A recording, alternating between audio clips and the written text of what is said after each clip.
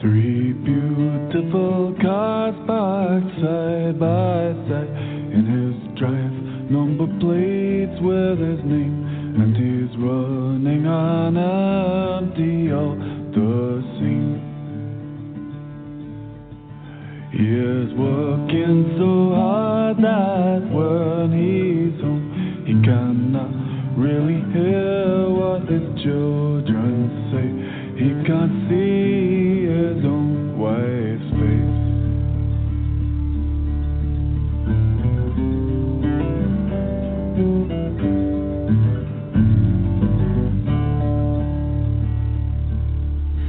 Did he sell his soul so he could buy it back somewhere down the track? How could he delude himself that it works like that?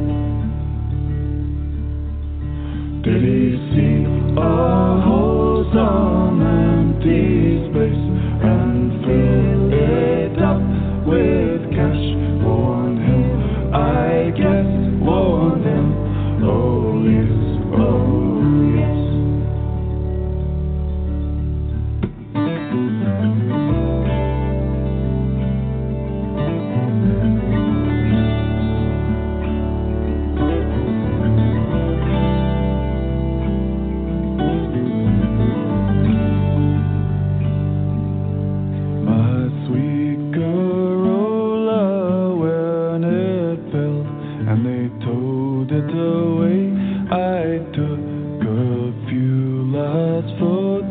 And watched it fade.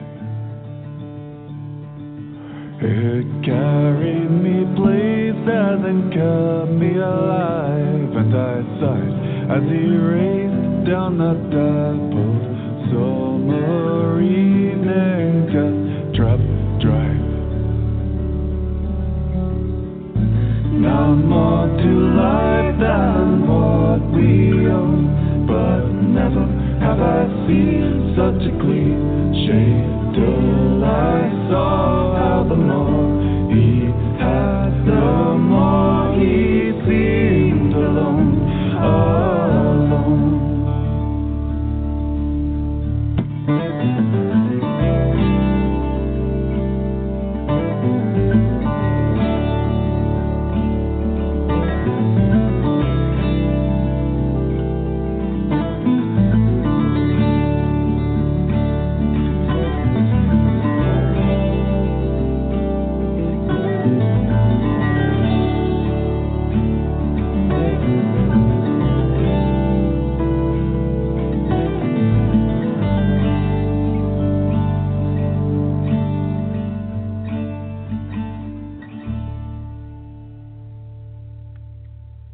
You're listening to Big Blend Radio with Nancy and Lisa, and you just heard Three Cars. It's the latest single by Sandtimer, a UK singer-songwriter duo featuring Rob Sword and Simon Thomas. And you can keep up with them at sandtimer.weebly.com. And rumor has it a full-length album is coming out real soon, and they better do it now. Awesome. We're ready. Now. I know. So we want to welcome them back. Rob, are you there? How are you? Yeah. Can you hear me all right? You sound far away. Very far away. I think you are far away. You're in England. There we go. Well, there you yeah. are. Right across the so Atlantic. Welcome. Yeah, welcome well, thanks back. very much for having us back tonight. Yeah, it's exciting to have you guys back. Simon, how are you doing? I'm really good, thank you. It's great to be back and great to talk to you again. So. Yeah, you guys too. And I heard that you went out camping in crazy weather that we're having in Tampa. So if we disappear and the electricity goes out, you guys just keep talking. It's your show. I mean it. I think you gave us the crazy weather. It's the summer season, and it's storming big time. But you went camping? Oh, really? Yeah. Yeah, I did. Not very far from home, to be honest. I can see it's like an island, but it's connected by a strip of land. But I can see it from my window right now. So it wasn't too far, but it did storm it a lot. And there was one point where we were kind of sitting in the car, having just been drenched with rain for about an hour, thinking a hot shower and kind of like sitting inside sounds pretty nice right now. But we braved it, if you can call it braving it. That's awesome. That's awesome. Listen, three cars. I love that. You guys are like, when you hear your music, it's just so it's very Celtic to us, right? And it just Mm. is, and almost like so Celtic music got into the Appalachian woods. Appalachia. I know you say Appalachia, not Appalachian. It's Appalachia, out here in the east of America. So there's a lot of Celtic roots in that. And your music, I would love to see you come out here and go on the East Coast. I know we've talked about that before on the show with you, but it's so just so you just want to sit and hear your music. You want to like listen, and hear and just be in that calm moment. You want the fire and the wine or whatever it is, and just really experience it. I can see you guys playing in pubs and just like I don't know, it's very traditional sounding, yet at the same time, just very traditional, but the now, of what's happening now. It seems it's amazing. I love Three Cars is one of my favorite songs that you guys have done. I love that song. Oh, thanks very much. Thank you. I'm very glad you enjoyed it. It's yeah, and I think what you were saying actually about sort of bringing the kind of traditional elements of sort of folk music and stuff into our sound. That's something that definitely, I guess we've always done to an extent, but I think in the most recent sort of set of songs that we've been doing, it's definitely been something we've been kind of embracing a bit more, I think. That's cool. Yeah, and you guys, I know you talk about being a folk duo, and I know it is, but it just seems very, you want to sit in your true singer-songwriters. But now you've got the lady's voice. So Rob, I believe that's your girlfriend, and Simon, that's your sister. So this is all in the family here. It certainly is. It makes it quite a smooth process, really, because there's we the can't hear you. already exists. Come back. Oh. Come back. We can't. It makes it a very smooth process because the chemistry already exists. So we can kind of talk about it much more freely, and I don't know. I think it works definitely in this context, and we do have a percussionist as well who he's called Alex, and he's kind of featured. Well, he's played with us live in recent years, but we're kind of with these recordings because they're much more stripped back. They haven't really had much percussion in them, so it's a kind of shame that he hasn't had the chance to feature so much. But he certainly is a big part of the band in a live setup. So you guys are a band, and I keep calling you a duo, but you have a band, and so there's more of you out there, and that's always important too. Yeah, I think it was in the beginning you guys were kind of more a duo, but now what's happening album-wise? What's it called? What's happening? Because we're ready. Oh right, yeah. Well, yeah, the recent sort of songs we've been doing. As I mentioned, that they're kind of quite stripped back and kind of bringing in the sort of folk elements a bit more and things. And the album is called Running in Sunlight, and we were originally planning on releasing it kind of this spring, the spring of this year, and naturally kind of things just kept sort of getting in the way, and like obviously lockdown has been a big sort of thing in the UK as well as in other places. So things kind of felt like they slowed down a bit, and I think we're probably looking at releasing it in sort of autumn now. Oh, and in the fall, everybody in this country. In the fall, But running in sunlight, but even in the fall to have that running in sunlight, I love that. I love that because that's a sense of freedom, and I think that's everything we all want right now. Is we want to run out in the sunlight, and that's the first thing we want is like that. Yay, we're out of the house. You know what I mean? Yeah. So I think that's good title on that. And in England, you want that too, right? Isn't that part of it? It's after camping in the rain, you want to run in the sunlight. Yeah.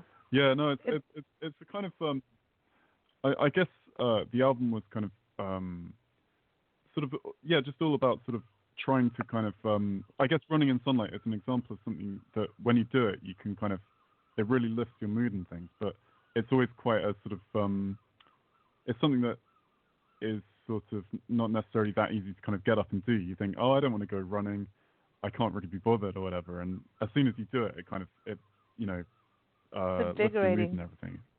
Yeah, so it's kind of Yeah. it's this. I guess it's a title referring to all of those kind of things, and I guess maybe songwriting is a bit like that as well. It's kind of when you actually sit down and do it, it can be a really sort of uplifting, escapist type thing. And it can also be writing can really be it's hard. Mhm. It's not easy. And I think that's the thing. Songwriting too, because you're like, this is going to have a melody on top of it. It's like writing articles or writing a book or putting a magazine together, like what we do. It's like you've got all these ideas and you've got the creativity, and then it's like, oh, really? We have to put this on paper?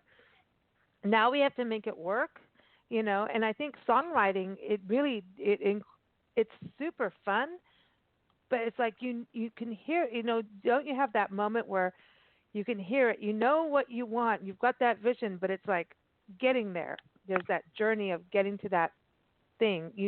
There's something there, but it's that mystery that you have to kind of unravel Yeah, and then be able to put the words and the music and then, And it has to all of fit. that.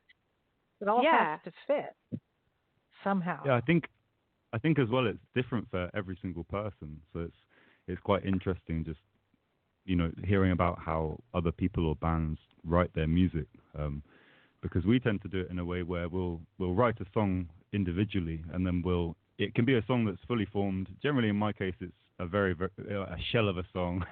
there's like some chords and a bit of melody, but we then kind of come together and we'll work on it from there. And I think it kind of means that I don't know. I don't think there's many bands that write songs from the start together. So it works for us where we kind of produce something on our own, and then we'll come together and make it the type of sound that we want it to be as a band. But yeah, I mean, I really enjoy it as well. But I wouldn't say it comes quite as naturally to me as it does to Rob here. He's much more prolific than me. I've got songs that I kind of have put on the back burner for about 2 years now, and we occasionally they resurface, and sometimes they, in recent months I've kind of been, due to the situation with COVID-19, I've had a bit of time to really sit down and go through all these kind of demos and things like that, and it's been very productive actually. I think this is it's a silver lining of the crisis. It's been the most productive songwriting period of my life, I'd say. I think for a lot of musicians and a lot of writers and a lot of artists, like they've also done, like, I don't know, when I was on Facebook before I got hacked and kicked out, there was this meme going around of like an artist at his easel, and they're like, artists before COVID, artists when the shutdown, artists in all these different stages, and the artist with the same picture going throughout, because the artist is always at the easel and away from people. But music, it's a very difficult time right now, not having gigs. It's really a hard thing for musicians and the venues financially. But I've seen creativity on both levels. I've seen bands do things differently. I've seen bars do things differently, and venues do things differently. And sadly, some shut down completely. So it's kind of this time. But I think when things have a big change like this, creativity is the first thing that happens. I mean, even when the shutdown or the shelter in place thing happened, you had to be creative with what you cooked because everybody stormed the grocery stores, and it's like, oh, cool. Yeah. Did that happen in England? Did you guys have to fight off the pasta grabbers, the rice grabbers? we ran out of pasta. We ran out of rice, milk, I think, to some extent. Flour was the surprise one though, because no one really makes their own bread in the UK. Like, I mean, there are a few people who do, and treat it as a real kind of hobby. But then suddenly, all of the flour was gone from all of the supermarkets, and it got pretty kind of competitive, I think. So I'm going to rename the pandemic the toilet paper shortage of America. And England, you guys had that problem too. Yeah. It's just like so creativity goes with that though, because when the ingredients go away, you have to get creative, and I think situations in life is the breeding grounds of creativity. That's how I always think. if everything was hunky dory, like how many happy songs can you write? Like dee dee dee dee dee, Yeah. It's not. I don't know. I think. That's yeah. That's a really good point. I think it's important. Yeah. I think that to kind of try and kind of take something from the situation and sort of find a way of making it into something that can provide kind of, I guess, value to people and maybe some comfort to people as well. Yeah, it's something I mean I haven't. I'm pretty wary of writing any like trying to write any kind of lockdown themed song or anything, because it just, I mean, I don't know. I imagine a lot of musicians have done it, and it's quite a sort of specific time, and it's a question of like, is there any kind of higher meaning that one can get out of this? I guess, and I think maybe part of the creative process is kind of looking for that really, and also as you say, like in the sort of absence of maybe the things that you're kind of used to, you have to find kind of new ways of doing things and new sort of ways of creating as well. I'd like a song about a person's quest for toilet paper. It was such a big deal here that the store, nobody's like, oh, there's no food. They're like, there's no toilet paper. Now what? Yeah, it's all about you call it the runs. You're not allowed to have the runs during COVID. You're not allowed to. Yeah. It's crazy. But for us, what's interesting about... Oh.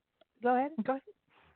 I was just going to say, we're the type of people who kind of we don't rush to the store. So we're the unfortunate ones who kind of go later on and find that there's nothing there, and then trying to think, what do I use now? Leaves in the I guess garden. we kind of avoid. Yeah, I've gotten. I've definitely joined the bread making train. And listen, why did I say leaves in the garden so fast? That just disturbed me right now. As soon as I said it that fast, I was like, uh-oh. I didn't do any leaves in the garden, but let me tell you, we travel full time, and half of the rest areas across America are closed. And so to all the truckers who've seen me pee on the side of the road, I give you a big thumbs up. Good for you. and here's a tip for you. If you don't have toilet paper, get a hairdryer. Just saying. Or back up and do one of those air things in this rest areas. Just back up to the air thing that dries your hand. This is terrible. This is not what we're going to talk about. But I have interesting. To try that. Go ahead. I want to hear the story. No, I mean there was I think it a similar thing happens actually in the UK in terms of like all the public toilets closing. I think someone actually created an app called Lockdown Loos where it basically had a map and you basically kind of find the nearest loo. Just I think even a few very kind souls were kind of just opening up their houses and saying feel free to use the bathroom if you're kind of in the area. Which gosh. I mean, given the state of that's funny kind of, because when you come out of Mexico, like Tijuana or Otay Mesa, like I remember houses going up to the actual border when you're driving across to go back into America. There's bathrooms in certain areas, and then they get you're waiting in line to get over the border, and then you do have the need. So homes that were right out there or shops would charge you to go in and pee. They had pesos to go pee-pee. They're charged to do that going in. But listen, you guys talked about how your creativity changes because at the same time, that's another thing for bands. It's like the bands aren't together. They're creating over Zoom. They're creating over Dropbox, and there's a lot of virtual things happening. So did that happen for you guys? Yeah, it really did actually. Yeah, it was quite cool really in some ways. Like we for 3 Cards actually, the song that you just played, our latest single, the brass parts were done kind of Simon actually recorded those kind of at his place and he recorded his vocals and stuff and then sent them across. We also did a kind of like lockdown live performance where we all just sort of played kind of, you've probably seen quite a few of these. I mean it's quite a popular way of bands kind of doing, dealing with the whole lockdown thing. But yeah, so I could do it when I was allowed on Facebook. I could watch it. Oh, of course, yeah. Before I'm the banned. hack. Yeah. Yeah. Before the hack. Yeah. But yeah, no, that was really fun, and like we got Alex involved on the percussion as well, and he was sort of playing his virtual drum kit, so that was really cool. And it was actually really fulfilling. We got one of our old friends as well, called Hamilton, who plays violin in another band that we're in, and he actually recorded some extra violin for the piece. So it kind of actually brought, we added kind of new elements to it that we hadn't had in the original. Cool. This is neat. Now I want to ask Simon, because I know you're into oceanography. I remember, wasn't it you that went to India like the day after the last time you were on the show? You were like, I'm on my way to India. Was it you or Rob? Who was going to India? It was me. Yeah. That was me just over 2 years ago. Wow. Yeah. Yeah, you're on your way to India. Like, how was it? I have an ocean question, but like how, because we're gonna have to play different seas, because I love this new format of it too, but version of it. But how was India? We want the scoop on India. You were on the World Party, I think, so we want to know. Yeah, it was incredible actually. I mean, I never thought I'd get used to eating curry 3 times a day, or that I'd get used to having my mouth on fire with spice about half an hour after waking up. Well, then you're glad COVID wasn't happening and that you had toilet paper, right? Yeah, very true. Although I think in some places they just have a kind of a bucket of water with a kind of scoop that you can use. So, which is in some ways maybe more hygienic. I'm not sure. But generally speaking, it was an amazing trip. I was only there for a month. But a month, that's a lot. That's a lot cool. of people go to a place for 3 days, a week, but a full month, that's pretty. That's cool. That's pretty big, actually, I think. Yeah, I mean, I think it's just enough time to really immerse yourself in a country and almost to forget what your life is like back home, and get used to it. And I mean, granted, I was on the move far too much for sort of only staying there a month. I think I only got to stay in each town or city or place about 2 or 3 days at a time. But I see. Get a real kind of whistle stop tour of a country. But I was just in love almost from the second I arrived. Apart from, I think Mumbai is probably one of the scariest cities I've ever visited in my life. And I thought I lost my passport as well, so I at one point didn't think I was going to be able.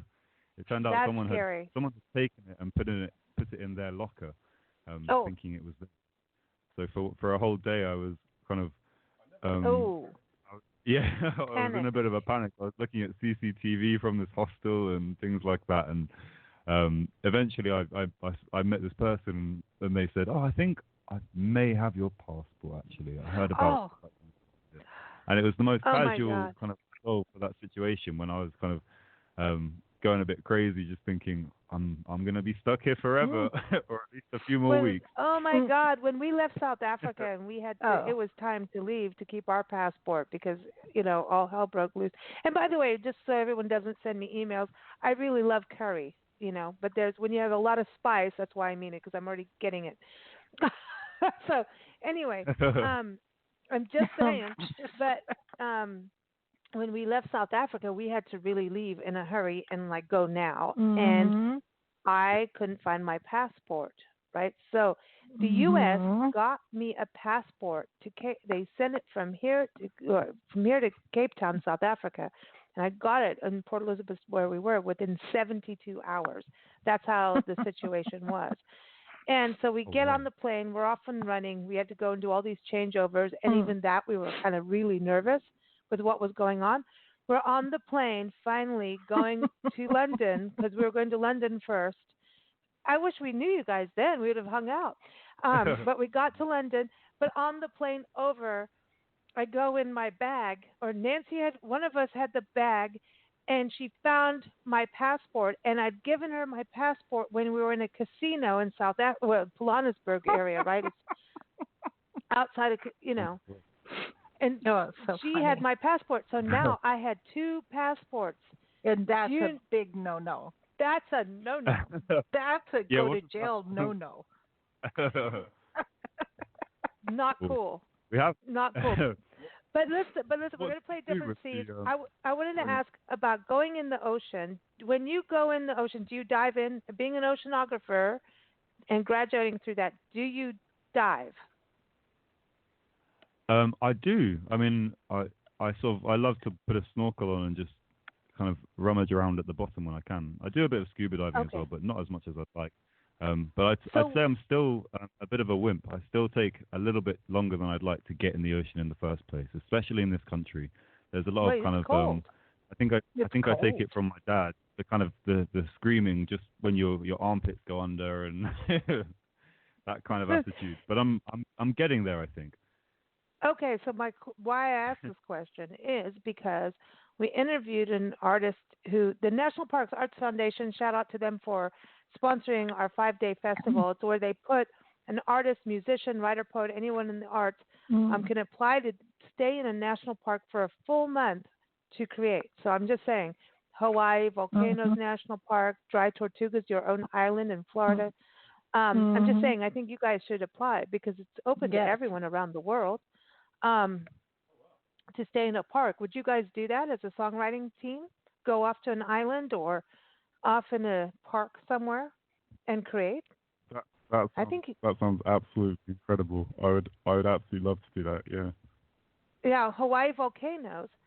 So I interviewed one of the artists. He records things and puts it in their music. And he was stayed at Hawaii Volcanoes National Park, and they have a house. It's a 6-bedroom house that overlooks the ocean.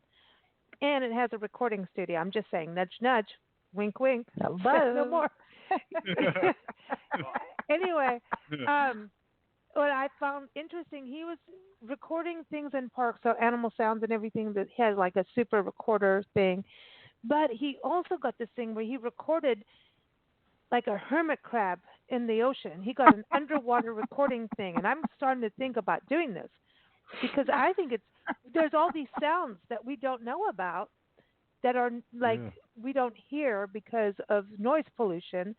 So I was wondering, would you guys ever think about doing that, going in the ocean, recording something and putting, because you always seem to have a tie to the water in your music somewhere. There's like, there's water in your music. I'm just saying. Yeah, it's definitely like something that is, it's a kind of weirdly like just a theme that I think for some reason or other, like in both of our lyrics to some extent, we seem to kind of gravitate towards. To the extent where now I'm like, oh, I'm using another ocean metaphor. I need to think of something else. It's kind of it's weird. I don't know what it is, but I think that sounds amazing to like use kind of marine life and things as a sort of, and I think the idea of kind of using sounds from outside of the musical world. So the sound of waves hitting the rock or whatever as a snare drum, or some birds singing to create like a kind of choral backing or something like that. There's quite a lot you can do with that. I actually did have a go during the first stages of lockdown because it was just so quiet due to lack of traffic, lack of planes coming over. Oh, wow. And you could really hear the birds singing. And I did actually, stick some microphones outside of the window, recorded some birds, put them in time, changed the tuning a bit to try and make them all kind of, in a sort of harmony and everything. And wow. Yeah, I think. See, how did I know that like happened? See, I'm psychic. That's amazing. I want to hear those recordings. I want to hear what you did. That's cool. That's super cool. I just kind of feel like we have to have a nature thing happen in music more. Like we have to bring it for people to understand it. Well, there's people the that don't want to call. hear birds in the morning, and I'm like, how could you not want birds in the morning? Are you kidding me? Yeah. Like that's the best way to wake up. But guys, we got to run so we can play your song. We're going to play Different Seas. Thank you for joining us. You guys rock. It's so awesome to have you back on the show. Keep us posted on the album. We love that. Running in Sunlight. That is awesome. So everybody, Sandtimer.weebly.com. It's just fast moving today. Here it is. Different Seas. Sandtimer.weebly.com. They're on Instagram and on Facebook and on Twitter and all those great places. Thanks for joining us, guys. Thanks very much. Cheers for having us. Great to catch up. Goodbye. Speak again soon. You too. Cheers. Cheers.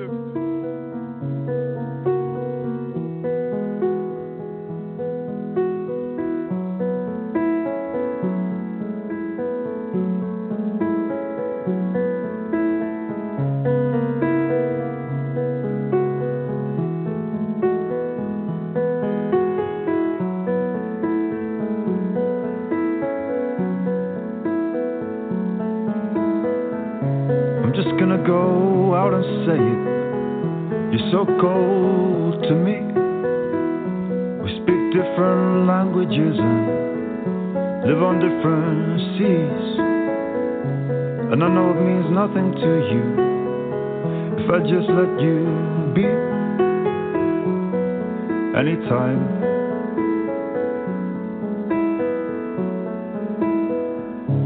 I start feeling so alone. Been away for days, but it's known that you get so stoned. You're living in a cage. And if I ever see you sober, I'd be so amazed.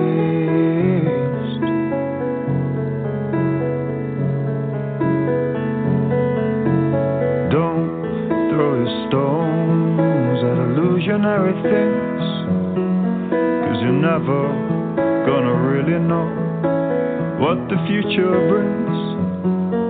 I don't need your advice. I don't need your advice. I don't need you anyway. You and your broken wings.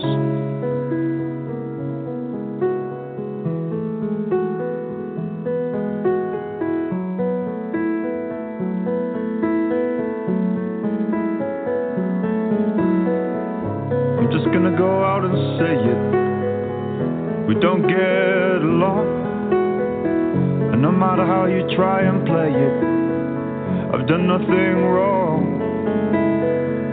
And whenever I see you now, wherever I see you now, the song plays over and over again in my head. Don't throw your stones at illusionary things, 'cause you're never gonna really know what the future brings. I don't need your advice. I don't need your advice. I don't need you anyway. You and your broken wings.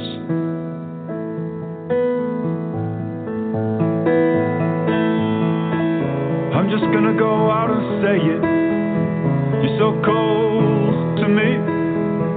We speak different languages and live on different seas. And I just feel so stupid every time I